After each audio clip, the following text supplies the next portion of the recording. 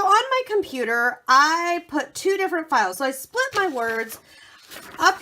What you see here is I drew kind of a little sketch of my project and how I saw it, just to give myself not only an idea of what words I would put where, but about what size I was talking about what size I was going to want it. And I put them onto this USB. You could use wireless and transfer that way if you have that enabled.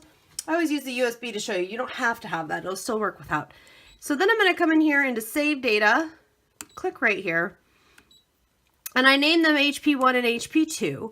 So here they are, and I'm going to say OK. Then what I'm going to do, if you try to resize these as a group right here, you're not going to get anywhere. And the reason is because it already is as wide as it can be. Now, each letter, I actually put a space between each letter because I wanted to make sure, one thing I've run into before, and let me see if I can zoom way in here to show you. Some of these letters, so these letters turned out really nice. You can preview them when you're doing this on the converter. If you look at the text and the fonts, you can preview them to make sure. So the letter Y in the preview was like this over the letter before it.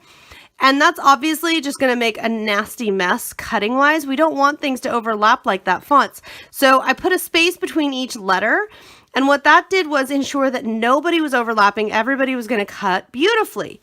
Now, I do not worry whatsoever about the placement, the sizing, how big they are, because what we can do is we can pull letters down, group them together, and then resize. So I can make things nice and neat. I can size these one at a time. Let me show you the two ways to resize. So one at a time, we would go like this, and we could resize to whatever size we wanted. Let's say 1 inch. And then we could click on each individual one and make them all the same size. We could also make them different sizes if we think it would be fun. And I kind of think on this one it would be to have different sizes, some bigger, some smaller. Then there we go. We can have different sized items like so, okay? The other way we can do this, let's get these guys down here. Okay, we can put this button right here. And I'm going to pick this button here because I don't want everybody. I just want the ones I say. And I'm going to say OK. OK, and then I'm going to push this button, which unifies the pattern, okay? And you can do that with any things you've got on the screen. It's a really great tool because then what you can do is move things around, but you can also click here and resize, and it resizes the whole group. So note that this size here, 1.83, these letters are not all 1.83. In fact, a couple of them are only just about 1 inch. The entire area is 1.83 inches high.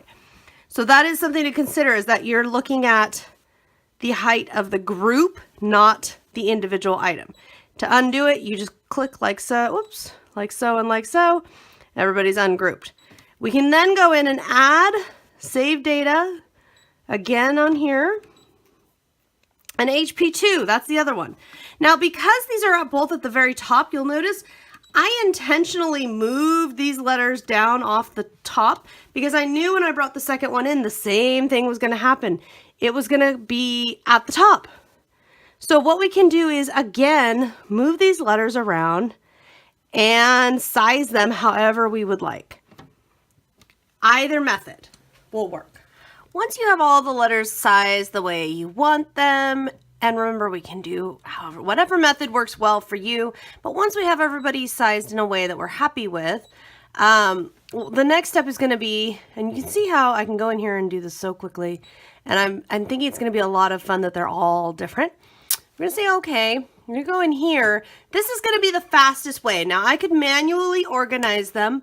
If I have a specific size, like let's say I want a 6x6 square of vinyl, it might make sense for me to come in here and manually move the pieces so that all of our pieces are within my boundaries. But what might actually be even faster is to click this button and we can experiment with the different ways, see what we like. All lined up, upside down some of them, or any way that it fits. Now I kind of like how that is. I'm going to say okay. I have my black vinyl, and my black vinyl is actually 12 inches wide. So since my black craft vinyl is, and that brother sells separately, you can get it at the craft stores, you can get it online. So since it's 12 inches wide, that's actually my most economical from a standpoint of minimal waste. I'm really big on minimal waste on vellum and that kind of material. I can say, okay, I'm gonna cut a 2.5 inch piece of this vellum, mount it on a mat, and we are ready to cut. This next part is going to be, well, it's going to be a little tedious, but not bad. So I've already pulled off the excess vinyl that was on here. Now what I'm doing is going in and I'm continuing to weed. That's what this is known as. So I'm continuing to weed and pull out the centers. Basically, if I don't want it to go onto my project, I pull it off. Once I've got them all weeded, you can see I've begun at the top. So this isn't attached or anything. I'm just setting it there so that I can visually see. And what I'm doing here is picking up letters one at a time and placing them. This is a transfer paper. This is just a teeny tiny 3-inch square. I didn't need much because I knew I wanted to do one letter at a time. So I'm picking up one letter at a time, placing where I want it, and repeat, repeat, repeat is the key to this here. And then let's see, there's the R. Okay, so there we go. There we have that. Okay, so that's great. It won't cover any of the picture. And then I want to make sure that's up high enough. Then what I'm going to do, and I'm actually going to paint that black, this thing I'm actually going to paint it gold. So the parts that are black on black here, although you know what, you can really still see it real well, but it'll have more contrast. So I'm just going to continue doing this, only this time I think G-O-O-D, so good will be the last word. I'm going to end with the last word. So I started here on this end with I. This one I'm ending with the last word, which is good. And the reason I am doing that is because I know where I have to be able to start on that one, and I know where it has to end on this one. So by doing those two ends, I can better see where things go in the middle. And if something happens like this, it started to hook onto one side and then it let go. For this project, I'm not worrying about it because these shapes are so small. I'm not having problems with things bubbling up. I'm not having any problems whatsoever. It's working beautifully. So I'm just going to finish out with these letters.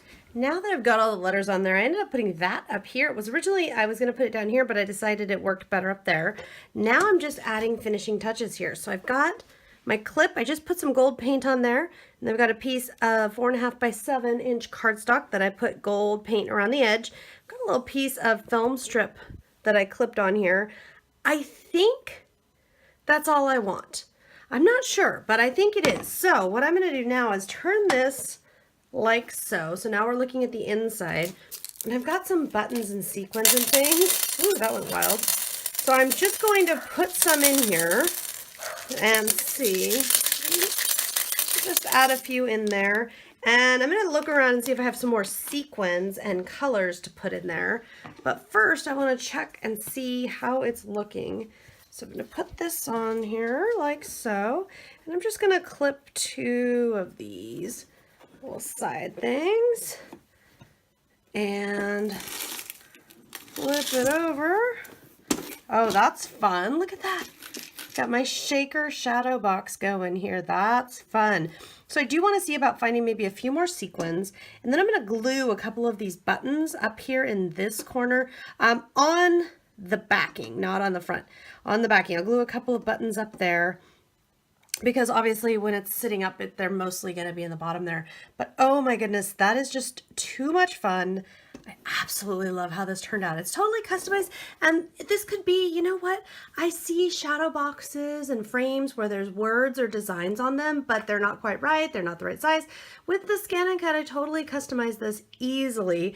And even though it was actually faster than I thought it was going to be, and a lot of fun. So hope I've inspired you today. If you have any questions, requests for future videos, anything like that, feel free to shoot me an email. There's more details on this project as well as photos over on my blog. I'll see you next time.